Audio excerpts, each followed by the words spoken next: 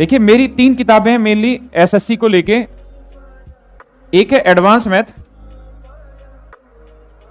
एक है अरिथमेटिक और एक है 73। इनकी कमियां भी और मैं मतलब अच्छी चीजें दोनों बता देता हूं।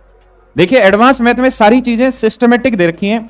जैसे डिविजिबिलिटी रूल है तो सारे के सारे क्वेश्चन डिविजिबिलिटी रूल के ही मिलेंगे। करीबन 150 क्वेश्चन मिल जाएंगे जो डिविजिबिलिटी रूल के मिलेंगे, जो मैंने पढ़ाए लगभग वो सारे।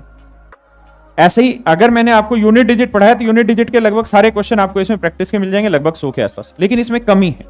कमी ये है कि जब आपको पहले से ही ये पता है कि मेरे सामने जितने भी सवाल रखे हुए वो सारे यूनिट डिजिट के हैं, तो आप पहले से दिमाग दौड़ा लेते हैं कि जो यूनिट डिजिट में कॉन्सेप्ट पढ़े थे एक बार उसको रिवाइज करो, उसका सारे सवालों की प्रैक्टिस करते चले जाओ।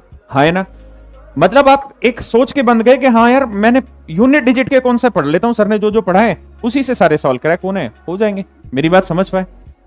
तो इसका फायदा ये होता है कि आपने जो पढ़ा है उसकी प्रैक्टिस अच्छे से हो जाती है और वो चीजें याद बढ़िया से हो जाती हैं। क्योंकि जब आप हर सवाल में वही कॉन्सेप्ट लगा रहे हैं और एक साथ 100 सवालों में यूनिट डिजिट के ही कॉन्सेप्ट लगाएंगे जो पूरे 1.5-2 घंटे में यहाँ पढ़े हैं, उसी 2 घंटे को पूरे 100 सवालों में लगाओगे तो वो चीज आपकी याद हो जाएगी। लेकिन नुकसान ये है कि आपको पहले से ही जब ये पता होगा कि यूनिट डिजिट के क्वेश्चन है तो आप संतुलित दिमाग लगाएंगे, जो पढ़ा है बस उसको थोपने की कोशिश करेंगे। ठीक है, तो ये कॉन्सेप्ट को मजबूत करने के लिए होती है। मेरी एक बुक है 7300 वाली, जो आप सब जानते हैं। इसमें क्या है कि नंबर सिस्टम का एक चैप्टर बना दिया। अब इसमें इसका नुकसान यह है कि इसमें कोई भी चीज ऐसे नहीं दे रखी कि यूनिट डिजिट का टॉपिक है। इसमें इकट्ठे 1000 सवाल डाल रखे हैं। उस 1000 सवाल में हो सकता है पहला डिविजिबिलिटी का हो, दूसरा यूनिट डिजिट का हो, तीसरा किसी और लॉजिक का हो, चौथा किसी और लॉजिक का। तो यहां प्रैक्टिस करते हो तो यह फायदा होता है कि हम संतुलित नहीं, जितना सीखा उस सबको अप्लाई करेंगे।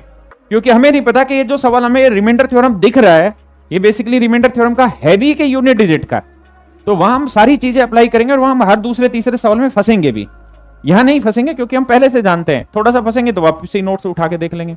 यहां सवाल का नेचर ही नहीं दिखाई देगा कि नंबर सिस्टम का उठाया है या नंबर ऑफ जीरो है या फैक्टर्स का क्वेश्चन है या नंबर ऑफ डिजिट का क्वेश्चन है।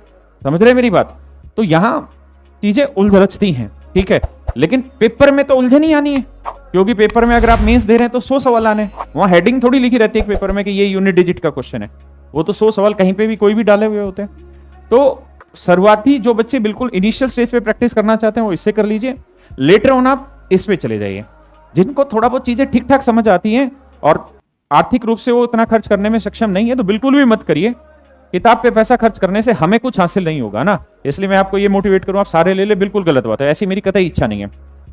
वो बच्चे केवल 7300 वाली बुक उठा लें और उससे अपनी प्रैक्टिस कर लें। पुरानी है तो भी कोई दिक्कत नहीं है, नई है तो भी कोई दिक्कत नहीं, जो भी आपके पास अवेलेबल है उससे आप प्रैक्टिस कर लें। अरिथमेटिक के मैं तब बताऊंगा जब अरिथमेटिक पढ़ाऊंगा। ठीक है, तो इतना पढ़ाऊं अभी।